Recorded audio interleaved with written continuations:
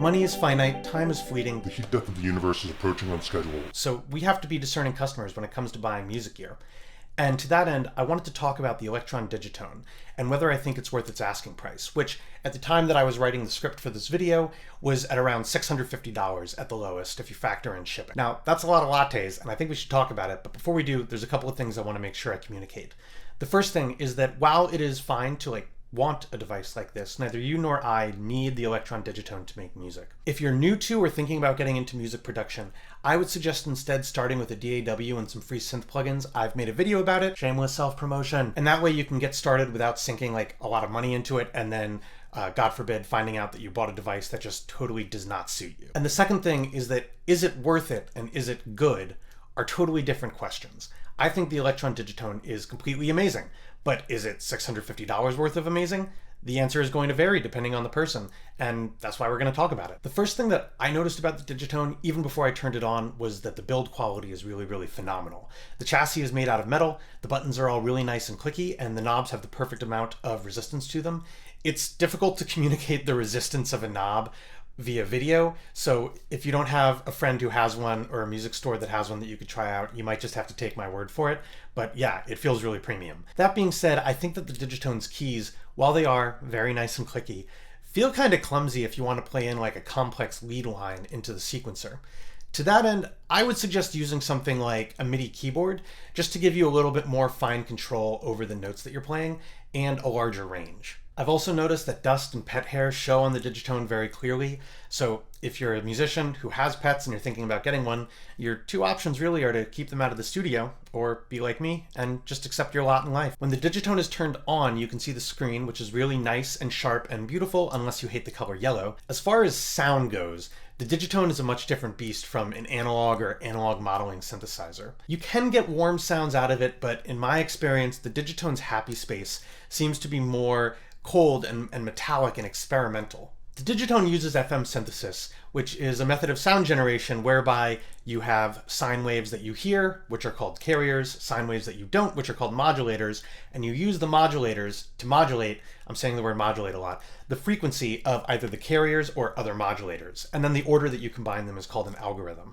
Now, if you don't understand that, that's fine. The good news is the Digitone does not require you to have a degree/black belt in FM synthesis to operate it. But even though the Digitone does streamline a lot of it, the learning curve can still feel pretty severe, especially if you're coming from something that was using subtractive synthesis, where you just have the oscillators and LFOs, and then you can use filters. On that topic, the Digitone does have filters that you can use to shape the sound further, which is a nice kind of holdover from a subtractive synthesis. The benefit of the complexity of FM synthesis is versatility. FM doesn't just have to sound like normal synthesizer sounds. You can kind of approximate the sound of a real instrument. So you can create patches that sound like drums,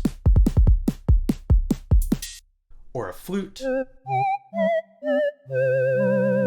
or a bell,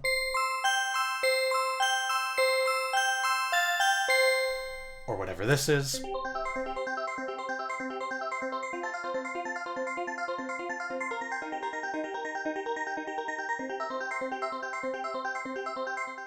And everything that you hear out of the Digitone is being created by the synthesizer. It doesn't load in samples for anything. Along with that, you've also got reverb, chorus, and delay. You can change the parameters of those and then adjust for each sound how much of it is sent to, kind of affected by that effect.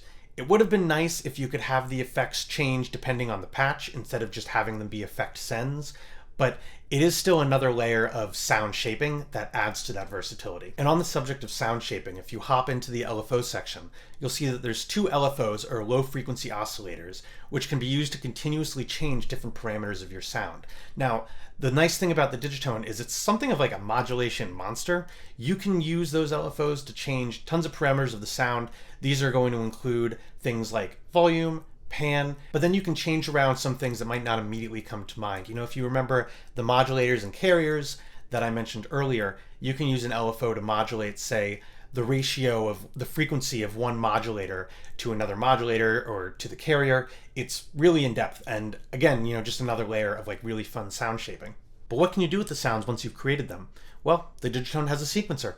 you can either punch notes in step by step or play them in live, and each pattern, which are kind of like the building blocks of your tracks, can go for up to 64 steps. What makes the Digitone sequencer so unique, at least to me, is Elektron's focus on parameter locks. So if you've got a pattern that you've sequenced and you'd like to add a ton of reverb to just one step, in the edit mode, you just hold down that step, go to the page for reverb, turn the reverb up, and it will only affect that step. You can also set the probability of a note to trigger, or have it only trigger every other time the pattern plays through, or every 3 times, to give your patterns a little bit of ever-evolving variety. The Digitone has an 8-voice polyphony limit, which I have sometimes found is kind of limiting when trying to create a whole track, but it's workable. I mentioned earlier that you've got 4 tracks on the sequencer, but you can actually load in more than 4 patches, and it has to do with the parameter locks that I mentioned earlier and a feature Elektron calls the sound pool. The sound pool is your collection of patches that you didn't want to load onto a whole track, but you'd still like to be able to sequence in just on a per step basis. So like with the parameter locks,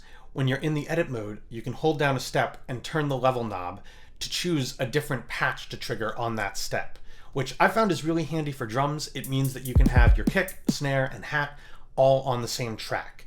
The only major shortcoming I found is that if you have 2 notes on one step and you want to have it trigger 2 different patches, I don't think that really works. So if you want to have a kick and a snare, or a snare and a hat, or a hat and a kick, I think that's all the possible combinations of the 3 that I mentioned, trigger all at once, you are going to have to use more than one track. As long as we're discussing the sequencer, I feel like I should also mention the Arpeggiator, which I found to be really flexible. It's pretty cool how you can set it to like non-traditional divisions of note lengths, like 1/5 notes that you wouldn't normally hear.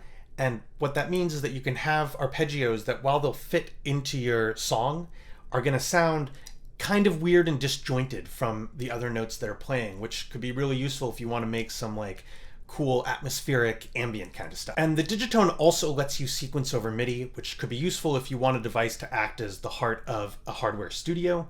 I do find that having an 8-voice limit on each MIDI channel, like the Digitone does, is not my favorite.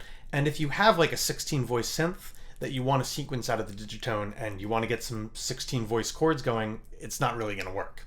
I guess it also wouldn't work with 9 voices or really anything over 8. Also, as far as I know, you can't arpeggiate the MIDI, which really seems like a missed opportunity to me. I feel like for the most part, I've been really singing the Digitone's praises, but I do want to add on a few frustrations I've felt to the ones that I've mentioned as we've been going through. First is the fact that, confession time, this is my second Digitone. I didn't sell the first one, but the first one that I got actually showed up, and I don't know if there was a problem with the OS or if there was just some kind of short in it, but I would turn it on and it wouldn't boot and it would just freeze, no sound. I couldn't load it up into my computer or MIDI to try to like force a reset or anything like that. Fortunately, I was able to get a refund, but if you're thinking of getting one and you aren't going to be able to like see it in person beforehand, I'd recommend making sure that you buy from somewhere with a good return policy. I don't want anyone to be like scared, but it's just always good to be, cautious and to protect ourselves as consumers. I've also found that while the screen is really great, the amount of information that's displayed and its size makes it not super comfortable to use from an angle, and it's not really comfortable to be hunched over your desk, leaning over your Digitone so that you're able to see what you're doing. My recommendation would be getting like a cheap laptop stand, just something that you can use to prop it up at an angle. It feels a lot more comfortable to use like that, and has saved me quite a bit of neck pain. My last critique is that I wish the Digitone had a built-in battery. I really think that having a built-in battery would, for me, have pushed the Digitone from a really, really great device to one of my favorites. It is really, really great, don't get me wrong, but I've found that having to plug it in is just like an extra step that I feel like stands between me and making music on it, and I'm more likely to reach for something like the Deluge or the Yamaha QY70 simply because I don't need to plug it in. Does that make me lazy? Yeah. But at least I admit it. So is the Digitone worth it? For me, it was. I was tempted by the sound and the sequencer, and while I have really, really enjoyed it, and I really do love this device, I can't universally recommend it. I don't think it's right for everyone due to the cost and the learning curve, which, by the way, I'm not trying to say that like I'm a genius and everyone else is dumb. I don't understand FM synthesis all that well either. I just, I understand that it can take a really long time to feel comfortable using a device like this. In my mind, the ideal Digitone user would be a somewhat experienced musician or synthesist who really does crave that specific FM sound and wants to use the sequencer. And that's the thing. I really think that the biggest value you're going to get out of a Digitone is by using both the sound creation and the sequencer. If you just want something to sequence over MIDI, there are better and cheaper options. And similarly, if you just want the FM sound, there are, again, cheaper options. Elektron make another groovebox called the Model Cycles, which, while I've heard it's not quite as flexible as the Digitone, I haven't personally used one, it is still a small self-contained 6-voice FM groovebox, which might be perfect for a lot of people. And if you really just want that FM sound, Yamaha's Reface DX is a really great recreation of the classic Yamaha DX7, which was sort of like the iconic 80s FM synth. You can also get the DX7 sound out of Korg's Volca FM. And there's also a plugin called Dext, which I feel comfortable recommending to anyone because it is free. Like I said at the beginning, the Digitone is not something that anyone necessarily needs for making music. And I really wouldn't want to give anyone the impression that like you have to go out and buy it, it's going to make your music better. The thing that makes our music better is us, musicians. You know, we practice and we learn, and as we grow, so does our music, and that's awesome. Now, my suggestion with something like the Digitone, and I'm sorry if it's rude for me as a stranger to be giving you financial advice, would be that maybe don't rush into getting one. You know, whenever I've gotten a device like this, I really do try not to just like immediately pull the trigger once I've decided I want it.